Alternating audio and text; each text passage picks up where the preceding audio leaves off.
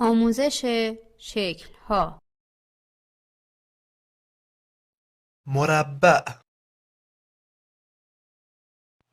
دایره،